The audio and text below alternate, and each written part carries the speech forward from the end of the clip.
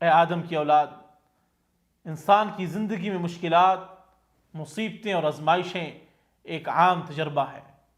اللہ سبحانہ و تعالیٰ نے قرآن کریم میں فرمایا وَلَنَبْلُوَنَّكُمْ بِشَيْءٍ مِّنَ الْخَوْفِ وَالْجُوعِ وَنَقْصٍ مِّنَ الْأَمْوَالِ وَالْأَنفُسِ وَالثَّمَرَاتِ، اور ہم ضرور تمہیں آزمائیں گے کچھ خوف، بھوک اور مال و جان اور پھلوں کی کمی کے ساتھ۔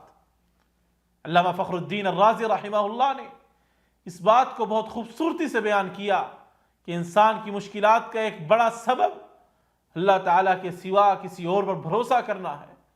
وہ فرماتے ہیں جب بھی انسان کسی کام میں اللہ کے علاوہ کسی اور پر بھروسہ کرتا ہے تو وہ آزمائش، مصیبت اور مشکلات کا سامنا کرتا ہے۔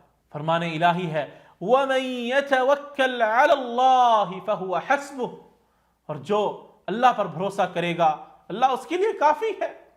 علامہ فخر الدین الرازی رحمہ اللہ اپنی زندگی کا ذاتی تجربہ بیان کرتے ہوئے فرماتے ہیں کہ انہوں نے جب بھی اللہ کے علاوہ کسی اور پر بھروسہ کیا مشکلات اور مصیبتوں میں پڑ گئے، لیکن جب بھی انہوں نے اللہ سبحانہ و تعالیٰ پر بھروسہ کیا اور کسی انسان کی طرف رجوع نہ کیا تو وہ مطلوبہ کام بہترین طریقے سے مکمل ہوا۔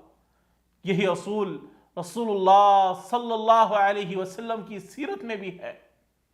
جب آپ نے ہر مشکل اور آزمائش کے وقت اللہ تعالیٰ کی طرف رجوع کیا، اس لیے ہر مسلمان کو یہ یقین رکھنا چاہیے کہ اللہ ہی سب کچھ عطا کرنے والا ہے، اور اسی پر بھروسہ کرنا ہی ہمیں کامیابی اور خوشحالی کی راہ دکھا سکتا ہے۔